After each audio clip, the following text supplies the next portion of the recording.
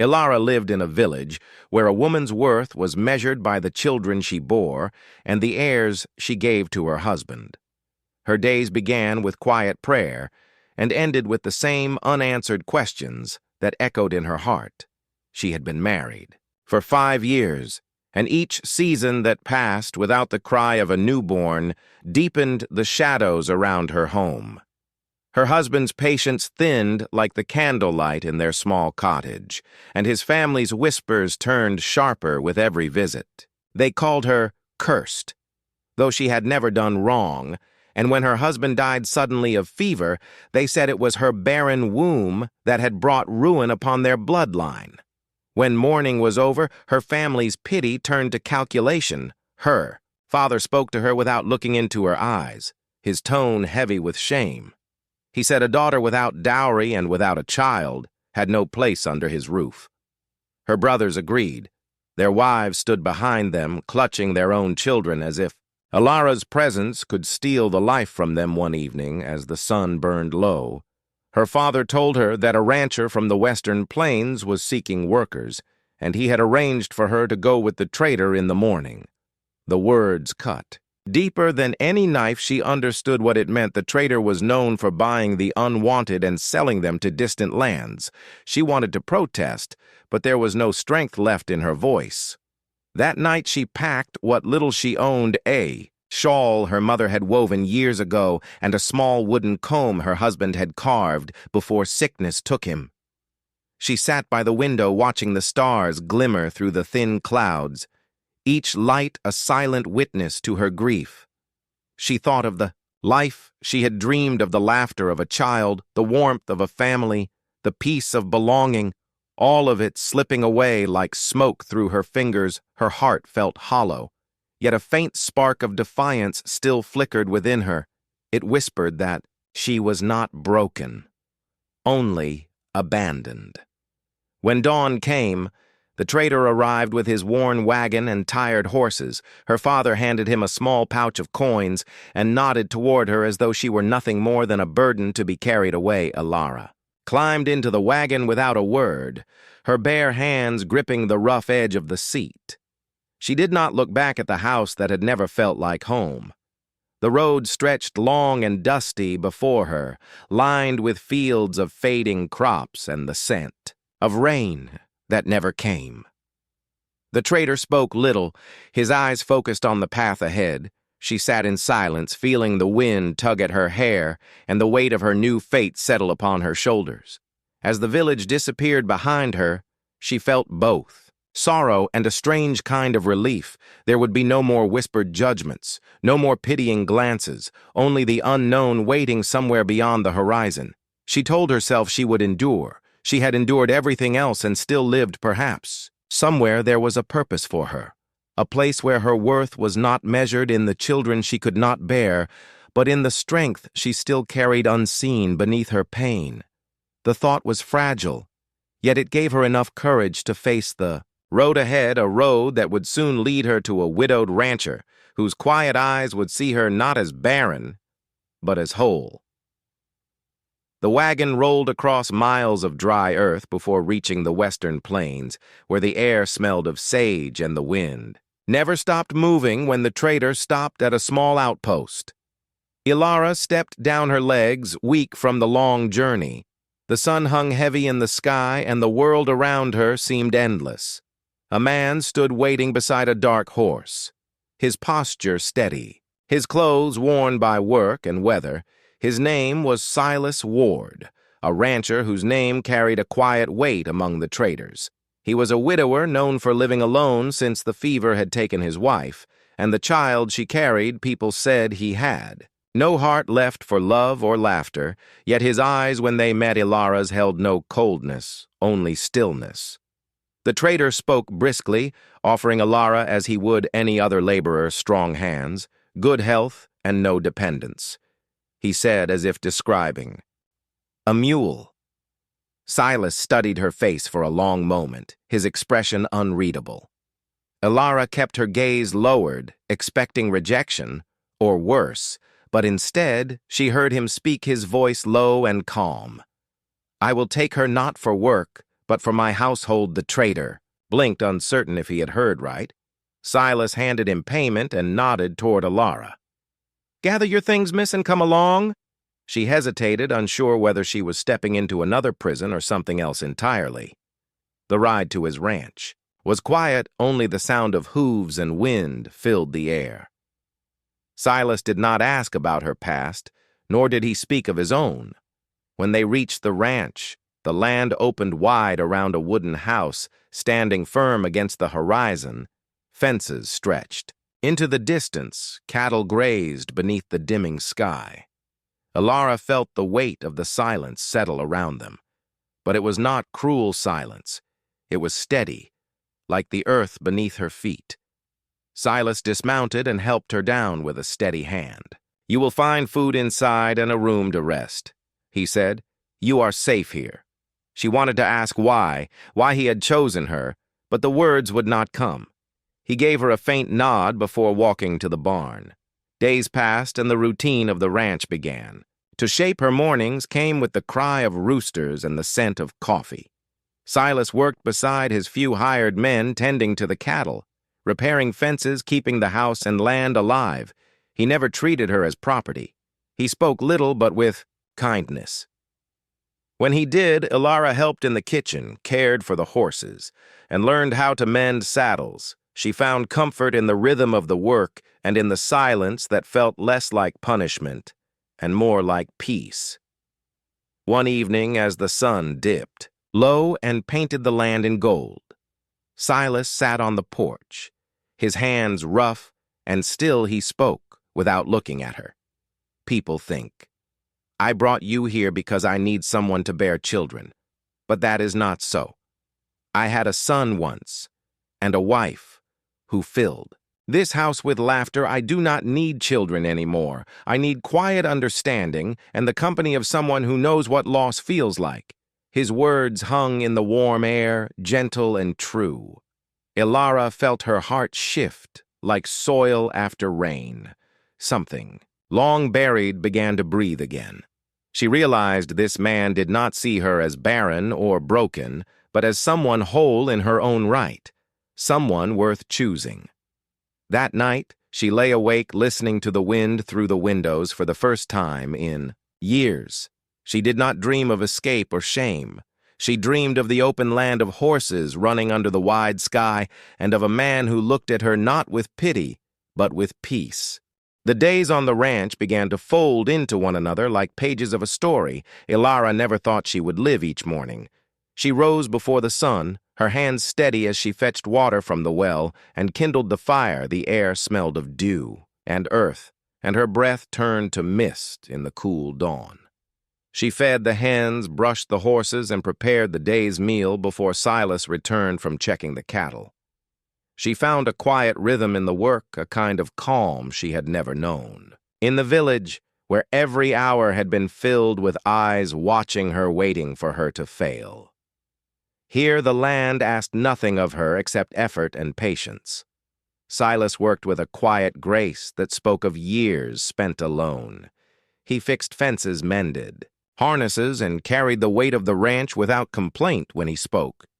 His voice was measured steady like the rhythm of the hammer striking wood. Alara found herself listening more than answering, not out of fear, but because his silence was gentle. She learned to read the language of his small gestures, the way he left an extra blanket folded by her door, when nights grew cold, the way he repaired her worn shoes without a word, the way he sometimes paused while eating, as though he wanted to speak but chose not to press too soon. Over time, the distance between them softened. He taught her how to ride the older mare whose gait was smooth and forgiving. She learned how to guide the cattle with patience, not force, and when her laughter escaped her after years of silence. Silas looked at her as if the sound itself had mended something inside him. She began to see the kindness behind his guarded eyes, the same kindness that had chosen her not for what she could give, but for who she already was. As weeks turned into months, Alara began tending the small garden behind the house. She planted seeds of herbs and wildflowers she had gathered from the fields. Her hands sank into the soil, and for the first time she felt the joy of creation that had been denied her for so long. Each sprout that rose from the ground seemed to whisper that life could grow from any wound if given light and care. Silas would sometimes stand at the edge of the garden watching quietly, a faint smile in his eyes. He never spoke of the child he had lost, but when Alara saw him kneel to water the plants, she understood his silence better than any words. Their bond grew not through grand declarations, but through moments of shared stillness. When rain fell heavy, and they sat inside by the fire listening to its rhythm when she sang softly to herself while mending clothes, and he lingered nearby pretending to read when she fell ill for a few days, and he cooked awkwardly but refused. To leave her side through these moments, something fragile but certain began to take root between them. Alara no longer felt like a shadow or a burden. She moved through the house as though it finally belonged to her. Laughter began to fill the empty spaces where sorrow once lived, and Silas's eyes began to carry warmth instead of loss. She still remembered her past, but it no longer defined her. Instead, it had shaped her into someone strong enough to face each dawn without fear. She saw the ranch not as exile but as home, and Silas not as a master or savior, but as a companion walking beside her in silence that spoke louder than words. Together they had begun to build a life not from what the world demanded, but from what their hearts quietly chose. The first whisper of trouble came with the arrival of a supply wagon from the east. A trader passing through brought more than flour and salt. He brought words that carried the sharpness of old cruelty. He told Silas that Alara's family had fallen into debt, that their farm was failing, and their good name had sunk with it. He said the villagers now spoke her name again, calling her cursed for having brought shame to both her late husband's kin and her own. Alara listened, without flinching, but inside the ache she thought she had buried, stirred like a wound reopened. The ranch felt smaller that evening, though the sky was wide and the sunset blazed gold across the plains. She worked through the pain, her hands steady as she churned butter or brushed the horses, but her mind wandered to the faces that had turned away from her, the ones who had sold her as though she were a burden made of flesh. She told herself their words could not reach her here, yet each memory still carried the sting of exile. Silas noticed the change in her. He said nothing at first, only watched her with quiet concern. Then one night, as the wind howled around the house, he set his tools aside and said softly, "You have carried enough ghosts. They have no right to haunt you anymore." She wanted to answer, but her throat closed around the words. The following week, a messenger rode in from the village. Her father had sent a letter, not out of remorse, but of desperation. Their debts had grown. Their crops had failed, and he demanded she send coin or goods in return for the years they had fed her when she was young. Silas read the letter, and his jaw tightened. He asked her what she wanted to do. Alara felt the weight of choice heavy, and, strange for the first time, her decision would be her own. She looked at the land around her, at the fences she had mended, and the garden she had grown, and she said quietly, "I will not send anything but my forgiveness if they wish it, and if they do not, then I will send silence." Silas nodded and took her hand in his eyes steady and proud. The next day he rode into town and faced the trader who had once carried her away.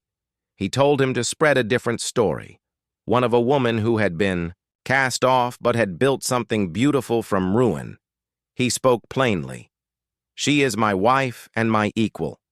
She has no debt to anyone. Her worth is not measured in the children she bears, but in the strength of her heart."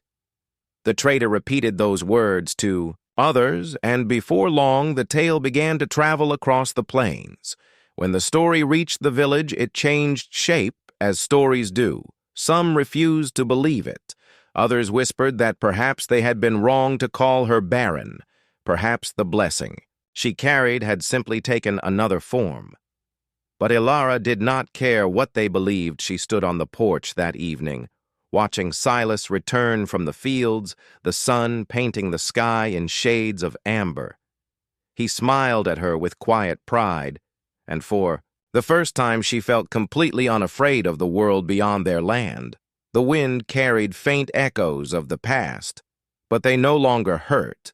They were only reminders of how far she had come. She had been sold as something unwanted, yet found a life filled with dignity and care.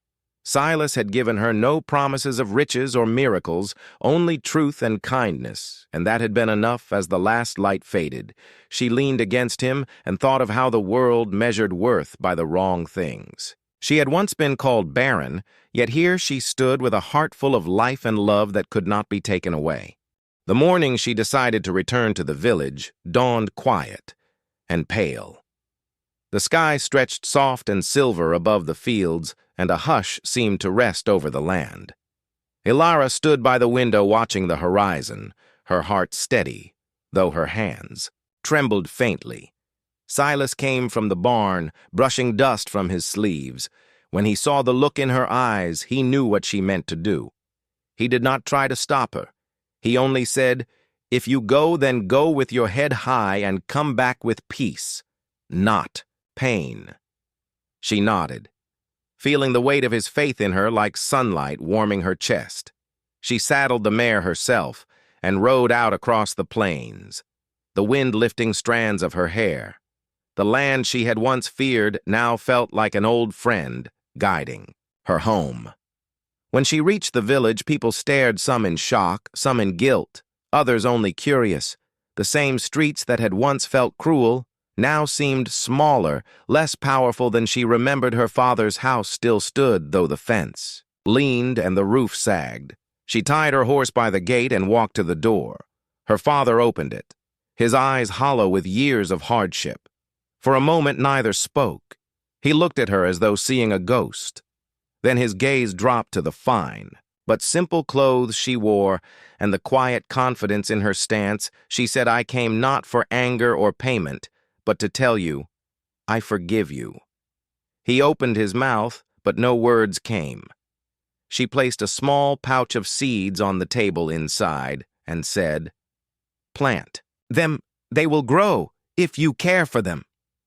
Then she turned to leave. Her father's voice broke behind her, saying, "Ilara, I was wrong." She did not turn back. She only said, "We both were," and kept walking. Outside, children played in the dust, their laughter ringing through the air. She smiled at them, and one little girl ran to offer her a wildflower.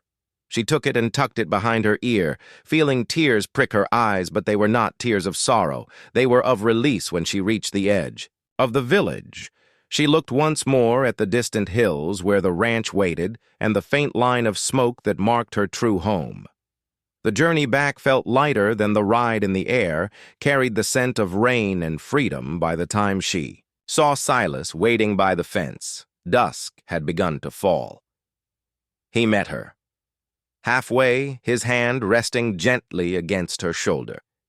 "Did you find what you were looking for?" he asked. She nodded. "I found myself." He smiled, the kind of smile that spoke without words, then took her hand and led her to the porch together.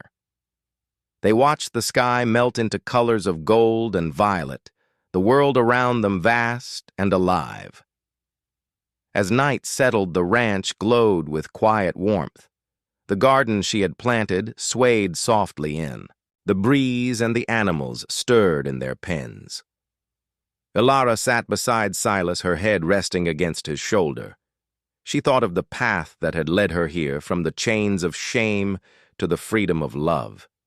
Not the love of possession or need, but the kind that grew from truth and acceptance. She had been cast off as barren, but had learned that life was not only born from the body, it could also be born from the heart, from kindness, from courage, and from choosing to stay when the world expected her to break. The stars brightened above them, endless and patient, and she whispered thank you not to Silas, but to the wind, to the land, and to the life that had finally become her own.